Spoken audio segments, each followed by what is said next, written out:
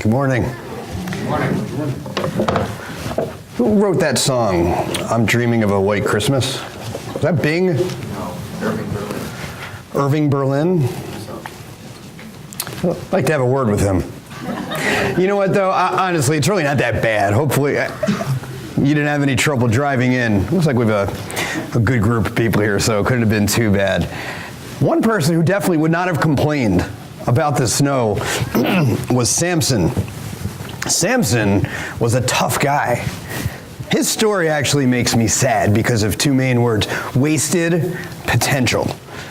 What is worse than wasted potential? Now, Samson was, you could probably call him a renegade or some sort of rugged individual, maybe a tough guy.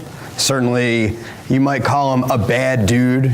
You know those guys, the big bad dudes, like the John Wayne types or maybe Clint Eastwood? Allow me to illustrate. There was this big burly mountain man. And you know these types. They're always out in the woods and drinking coffee and eating bacon and other meats. And he's this big guy and he's got a beard. He's probably wearing plaid a lot.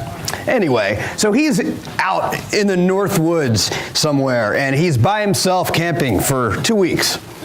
And every night he's got coffee and bacon and a campfire, because that's what men do. You see, they drink coffee and eat meat. So this one night, the fire was going, the water was boiling, the bacon was frying, when all of a sudden, out of seemingly nowhere, he hears this noise coming right toward him, right through the brush. And it's almost as if it's a freight train coming toward him.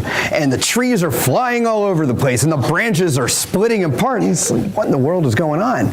The next thing he knows, the biggest bear he ever saw is just stumbling toward him. It's not running toward him, it's stumbling towards him. Now, why would this big bear be stumbling toward this man, you ask?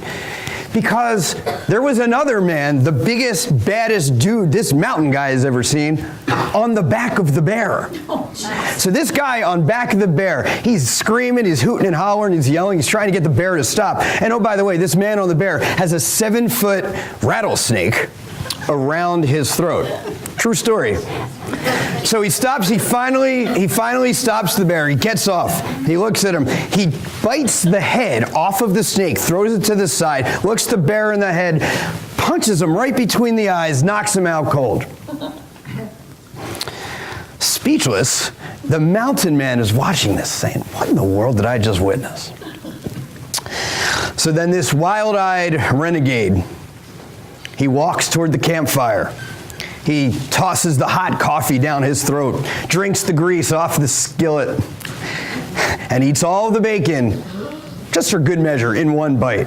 So as he's wiping his hands with poison ivy and slapping the back of the bear back into consciousness, he says to the mountain man, hey, partner, I'm sorry I can't stay here and talk to you. I'd love to get to know you, but you see, I got to keep moving because it seems like there's a real bad dude who's running after me. Now that bad dude probably would have been something like Samson. Now we're not going to talk at length about Samson. He's one of the fascinating characters in the Bible. What we know about him is he was all about himself. He was a Nazarite, he was a Jew, and God used him despite himself. But this is a man who was all about his own desires, his own strength. He wasn't really concerned about God. He wasn't concerned about his family, about his people. He decided to marry a Philistine woman. What else did he do? He came into contact with something dead. You remember what he did? He killed the lion, right? And broke his jaw and scooped the honey out of his jaw. Shouldn't have done that. He killed 30 Philistines. That's to pay off a bet. And he was harming Philistine people and destroying land just to meet his own ends. Now, unbeknownst to him, this was actually a good thing because God was using him to fulfill his purposes. Samson's final act, and there's a photo of it, while he was in captivity, the last thing he says, Sovereign Lord, remember me. Please, God, strengthen me just once more, and let me, with one blow, get revenge. That's from Judges 16:28. He could have been so much more. There's a lot written about Samson, but we don't see one word about any friends that he might have had, which isn't a huge deal other than the fact that he had so much potential and he could have done so much good with what he had, but he refused to share those gifts, those skills with anyone. This apple, take this apple, all right? It's red and delicious. No, literally, that's the name. It's a red and delicious apple. Chock full of vitamin C, right? It's really good for you from what I understand. But it does nothing until I take a bite from it. Otherwise, it's essentially a glorified paperweight. We all know people who have wasted their talents, and it's very, very sad. Perhaps you've driven by land where it's empty. We see this in Manhattan sometimes, when there's just so much empty land, and you say, well, that could really be used for something great. The question I have for you, have you ever seen a fig tree that has failed to yield fruit? I guess the second question is, do you have any clue what a fig tree looks like? Because you're going to find out everything and more about figs and leaves in the next few minutes. We took a few weeks off from Mark to talk about Joshua and Isaiah, and then our quasi-Christmas sermon last week about Jesus and his call. We are going to look at Mark 11. We're going to look at verses 12 through 14 and then 20 through 25. So before we get to the text, we had the sons of thunder. Remember we talked about that about a month ago, which was James and John. And Jesus was telling them about the power of service. And we talked about self-denial. And after that, Jesus and his disciples go to Jericho and they heal who of his sight? Remember? Blind Bartimaeus, that's right. That's in Jericho. And eventually they come to Bethany and then they leave Bethany and they go into Jerusalem, which is where they're on their way right now. And you've got Sunday of that last week, according to tradition, the triumphal entry with the Hosanna and the leaves and everything. The next day, that Monday, we've got what we're about to read. So, this is chapter 11, verses 12 through 14. The next day, as they were leaving Bethany, Jesus was hungry. Seeing in the distance a fig tree in leaf, he went to find out if it had any fruit. When he reached it, he found nothing but leaves, because it was not the season for figs. Then he said to the tree, "May no one ever eat fruit from you again." And the disciples heard him say it. So you see up there, I put a little picture, something called the Barren Fig Tree. This has also been called the title of this particular parable, the Barren Fig Tree. What does barren mean? Essentially it just means empty or depleted. It also refers to some women in the Old Testament times. When were they called barren? When they were unable to do what? To conceive, right. We read about Sarah, who else? Rebecca, Rachel, just to name a few. But why a fig tree? Surely there has to be a significance if Jesus is talking about it, right? All four gospel writers, Matthew, Mark, Luke, and John, include the triumphal entry that Sunday. But only Matthew and Mark include this event, and even that varies. Matthew has it one day. Mark splits it into a 2-day event, and we'll get to why in a second. But some questions arise as you read this text. First of all, is Jesus angry? Why is he angry? Doesn't he know that it's not the season for figs? Yeah. And also, why is Jesus talking to a tree? That does not seem in character, does it? The other question that I had, why does Mark have to do this to us? Why does he have to be different and split this in half? That's just Mark being Mark, as they say, right? So here's what the deal is. The fig tree. First, let's talk about a fig tree. This is the third tree, believe it or not. Only the third tree that's mentioned in the Bible. We've got the tree of life, tree of knowledge of good and evil. Back in Deuteronomy 8:7-8. For the Lord your God is bringing you into a good land, a land with brooks, streams, and deep springs gushing out into the valleys and hills, a land with wheat and barley, vines and fig trees, pomegranates, olive oil, and honey. a little bit later during the time of the kings. 1 Kings chapter 4 and 25 talks about it being a sign of protection and wealth. And Jesus himself offers yet another parable in Luke's gospel, chapter 13, verses 6 through 9, about the parable of a barren fig tree. Hence the connection. So regarding the actual significance of a fruit tree, or of a fig tree, it happened to be a staple in their diet. Symbolically, it represents the blessing of God. Now, I had to study that and look that up 2,000 years later, but this audience, they would have known exactly why they were using the fig tree. Now, in the early Palestinian climate, they would have early little buds, even if it was out of season, and this is taking place a couple months before the season, supposedly. So for local peasants, they would need, even if they were just little buds, they would need that for food and also to trade. So this was important to them. The problem is, and again, there's so much symbolism in this particular text, Jesus uses it to say, listen guys, this tree is a tease. It could have been so much more. It gave the appearance of offering fruit, but in reality, it was of zero consequence for these weary travelers. God himself in Hosea chapter 9, verse 10. When I found Israel, it was like finding grapes in the desert. When I saw your ancestors, it was like seeing the early fruit on the fig tree. But when they came to Baal Peor, they consecrated themselves to that shameful idol and became as vile as the thing they loved. It reminds you, I have to repeat this, of that person you know, and someone's got to be coming to mind right now, who had so much potential and just left entirely too much on the proverbial table. There was an Irish playwright by the name of George Bernard Shaw. Someone asked him once, he said, George, if you could live your life over and be anybody you've known or any person from history, who would you be? And he responded, I would choose to be the man George Bernard Shaw could have been, but chose not to be. The destruction of the fig tree really was symbolic. It was a sign of God's judgment of who?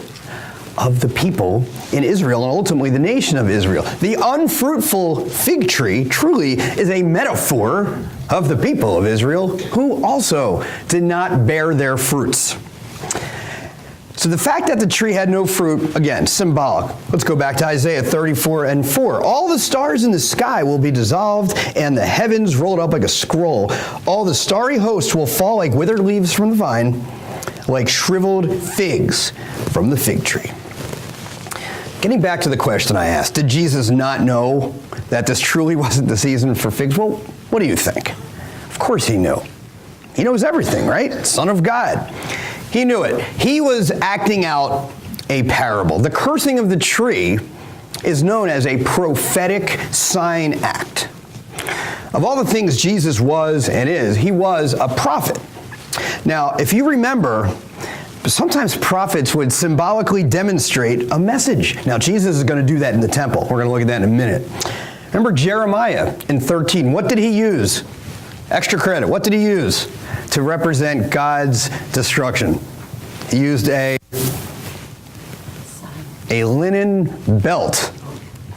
Eric rolls off the tongue. Everybody knows that. I'm kidding, of course. This is why we study these things. And then Ezekiel chapter 4. Ezekiel drew the city of Jerusalem on clay. And then God asked him, or he told him, to lay on his side for 430 years. Right? I'm sorry, let me take that back. 400, that would have been a long time. 430 days, which is still a long time, to represent the punishment that Israel would get for their disobedience.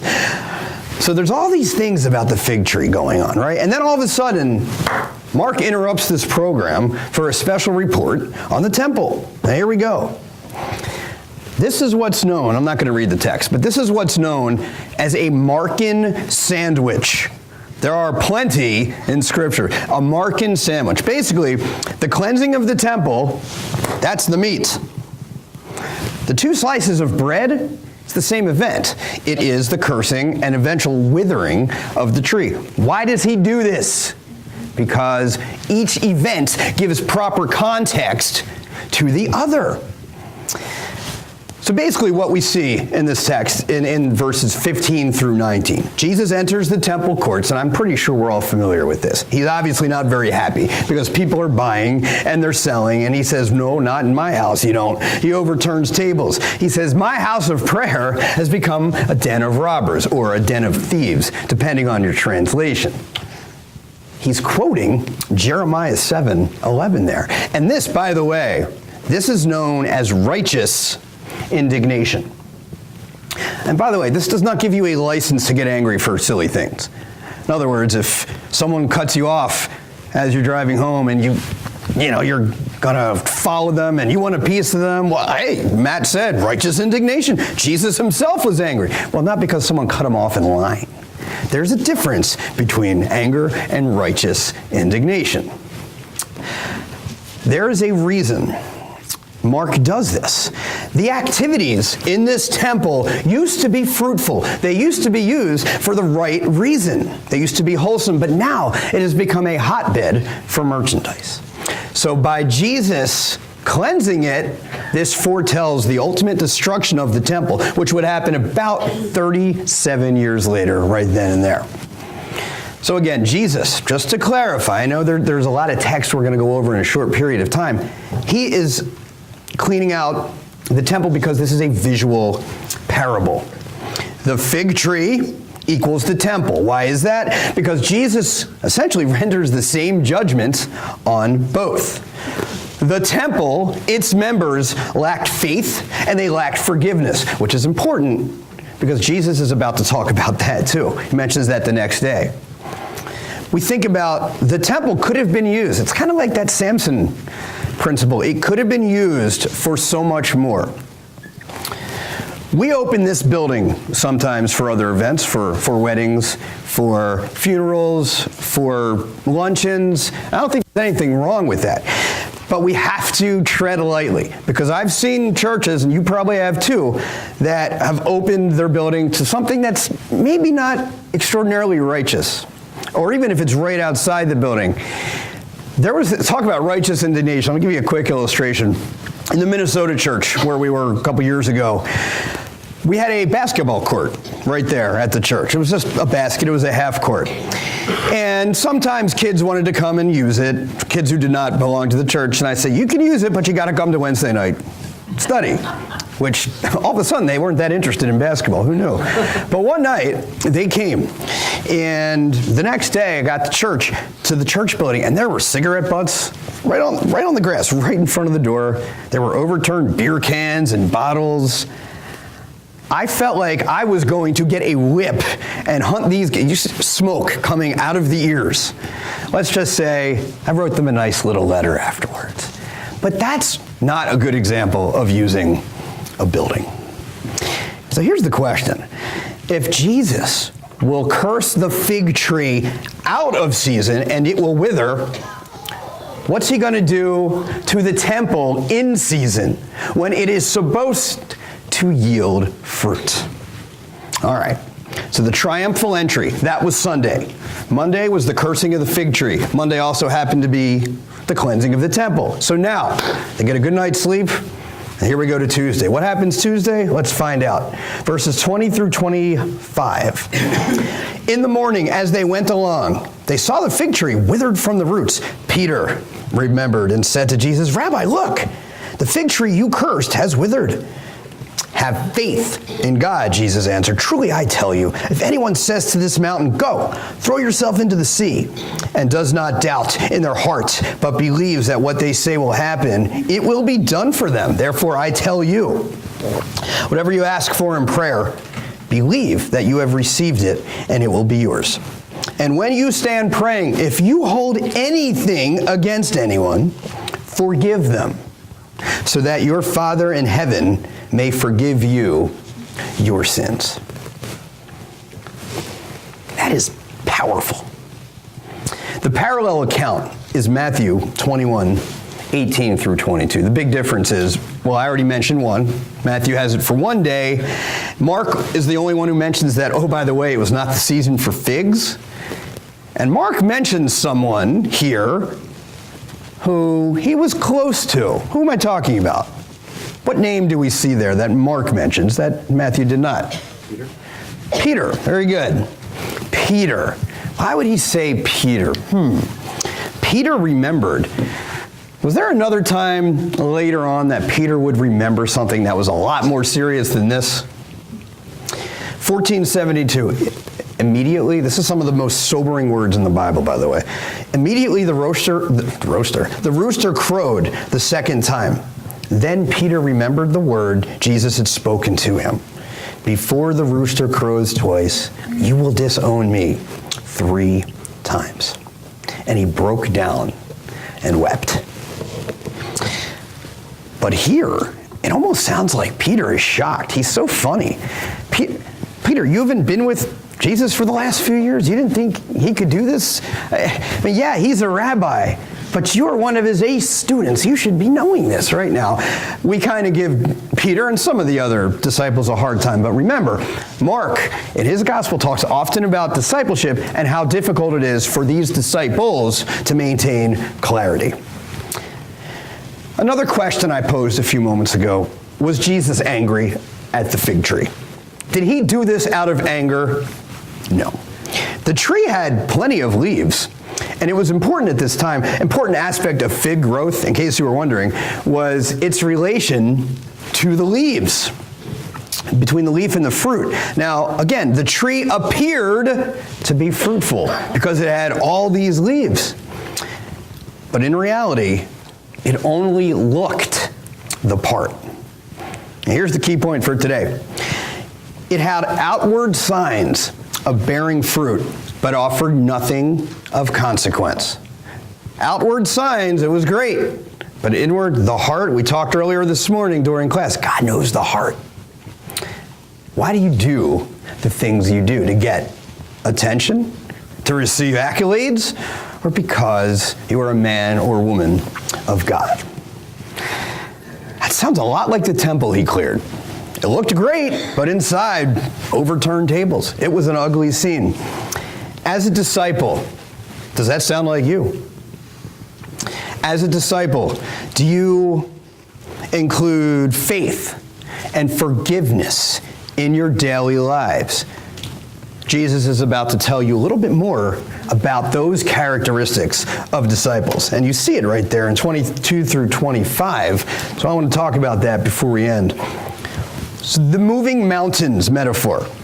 Careful. Let's not take that incredibly literally here. I don't think this man's about to move the mountains. What that was a common literary expression in Judaism 2,000 years ago. But don't skimp on your faith. You can still have faith that can move mountains. That doesn't mean you're going to move mountains. I could pray all day for the snow to disappear. That doesn't mean it will. When you pray, and I'm trying to, when I pray anyway in my prayer life, I'm trying to aim a little higher. Even if Jesus won't give me the skills to dunk a basketball. Okay, even if he won't allow me to cook as well as, say, Sharon or Linda. Maybe he won't allow me to be the artist that Mary Lou or Sharon are. And that's okay. That doesn't mean he can if he doesn't want to. That just means he gives me different skills than he gives you guys, and vice versa. But that doesn't mean we stop praying for it. And that's what faith is all about. He wants you to ask. Don't ever be afraid to ask God for anything. Matthew 7, verse 11. If you then, though you are evil, know how to give good gifts to your children, how much more will your Father in heaven give good gifts to those who ask? However, asking is great. What's your motive? James 4:3. When you ask, you do not receive because you ask with wrong motives, that you may spend what you get on your pleasures. Please don't misuse this passage, though. It's not a prosperity gospel. This isn't health and wealth. Well, if you only pray harder, you'll become a rich man. That's not the way it works. Not the way that we teach it anyway. There's an author by the name of Sharon Dowd who says, faith in the Gospel of Mark is unswerving confidence that the power of God at work in Jesus is able to heal and transform those who seek God's help. When Jesus was in Gethsemane, and he was about to receive his death sentence, how did he end his prayer? What did he say? Yet, not what I will, but what you will. What a terrific example of how to pray. It's about what you want, God, not what I desire. And faith is not chosen arbitrarily as just some condition of prayer. What it is the basic condition that we have with God in our relationship. I think I've mentioned this before. About a year and a half ago, when I was looking at potential congregations to contact, I probably went on 100, 200 different websites. And what I really liked about our website was the fact that we quoted, you might not even realize this, you probably don't, Hebrews 11:6, which says, without faith, it is impossible to please God, because anyone who comes to him must believe that he exists and that he will reward those who earnestly seek him. That's right. And by the way, our website is undergoing a little bit of a change, and it will be exciting to see in a few days when the whole thing is ready. But anyway, we'll talk about that again. But that's what it is about faith. It's not getting what we ask for. It's believing that God could give us what we ask for. That was the faith part. And then forgiveness. And boy, we could talk for hours on end about forgiveness. 25th verse, when you stand praying, if you hold anything against anyone, forgive them, so that your Father in heaven may forgive your sins. Do you think forgiveness is an important part of Jesus' ministry? What does he say to Peter when Peter says, hey, how many times should I forgive a sinner? 7? What was his response? 7? How about 70 times 7? I'm not a math whiz, but I think that's roughly 490. Have you ever forgiven someone 500 times? Of course not. But Jesus on the cross, forgiveness. Stephen as he's getting stoned, forgiveness. Paul, he's about to die. What does he say to Timothy? Forgive. Forgive others. That was one of the last things he wrote. So application-wise, how do we get a forgiving spirit? How do we develop a forgiving spirit? Well, it's all in our focus. Number one, we focus on God's love for us, which, oh, by the way, we don't deserve. Number two, we focus on the cross, which, oh, by the way, Jesus didn't deserve. And here's the hard one. Ready? Here's your application point of the day, if you will. Focus on an occasion when someone forgave you, and you knew beyond a shadow of a doubt that you did not deserve it. And you know that you might not be aware of it anyway. Think about that. That is a powerful thought. When the first missionaries arrived in Alberta, Canada, they were savagely opposed by a young chief of the Cree Indians. His name was Maskepitoon. But he responded to the gospel and would accept Christ. Shortly afterward, a member of the Blackfoot tribe killed his father. Maskepitoon rode into the village where the murderer lived and demanded that the murderer be brought before him. Confronting the guilty man, he said, "You have killed my father, so now you must be my father. You shall ride my best horse and wear my best clothes." In utter amazement and remorse, his enemy exclaimed, "My son, now you have killed me." He meant, of course, that the hate in his own heart was extinguished. It was erased by the forgiveness and the kindness of the Indian chief. Well, that's a whole lot easier to preach about than to actually do. I understand that. Not everybody is ready to do something like that. It is one of the hardest things in the world. But as I mentioned last week, we all deserve hell. And I hate to keep saying that, but there are no exceptions. And because of that, that's the great equalizer. So you're no better, I'm no better than Joe Atheist who lives down the street from me, who's never been to church in his life. And that person who you think is an enemy, or you think is beneath you, in God's eyes, not much difference, right? How can you forgive someone like that. Your enemy is worthy of your forgiveness, just like you are worthy, and I'll put that in quotes, worthy of the cross, the forgiveness that Jesus gave you. Now be honest here. Let me see a show of hands. Who has ever prayed for someone that you hate? Most of you are saying, listen, preacher, I'm a Christian. I don't hate anyone. And to that I would say, please, don't play me. Come on. We're all human. There's got to be someone who drives you crazy and who's done something that is unforgivable. One of the most powerful things you can do is pray for him or her.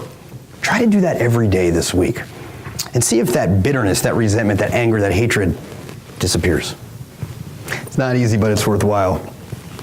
So I ask you, as we land the plane here, how is your fruit bearing going? You remember, right after Michelle and I and the kids came to town, we talked about the fruits of the Spirit. Love, joy, peace, patience, kindness, goodness, faithfulness, gentleness, self-control. If you have the potential to bear fruit, and let me let you on a little secret, you all have the potential to bear this fruit, but you don't do it, you're not good for anyone. You have so many skills that you don't even realize because you want to be, we sometimes masquerade them, I'll say, in modesty. I don't want to come across as that way. Hey, you staying quiet and hiding and not letting others enjoy your skills with you, not sharing those, you're not doing the world any favors. Are you a leaf? Or are you a fig? Or are you a barren tree loaded with potential yet unwilling to do anything with that? Unwilling to produce. Now remember what I said earlier. This apple is of absolutely no nutritious value until you take a bite. I didn't realize when I rehearsed that this would take a minute or so for me to swallow, so give me a second. Okay. Here's your challenge. Pick one person this week. One person who needs your forgiveness. And you just pray for them every night. Even if you don't want to, try it. You will be amazed by the results that it yields. Pick something else that requires faith and pray every day as though you believe it will happen. It can be something as silly as, I want to set the world's record for the 100-meter dash. It doesn't matter. Just pray for it. Again, I'm not saying God's going to give you those skills, but when you pray for something like that, you can't help but grow spiritually. We want to extend ourselves mentally and physically. The last thing you want to do is look back at your life as a what could have been situation. He had so much potential. She had so much gifts. She had so many gifts. Why didn't she share them with us? He had such promise, yet he wasted it all. That's sad. Jesus gives you this opportunity through baptism by immersion, which is a good thing because God hates death. We know this because he is life. We also know this because the one and only time Jesus cried in the gospel was what? When Lazarus died. If you've ever seen death close up, it's extremely painful. And it is our enemy. But for those of us who know Jesus, and hopefully most of us in here do, death, it's a pain, but it's the final pain. It is the last enemy we will ever know. For those who know Jesus, life on earth, regardless of what happens, is as bad as it will ever get.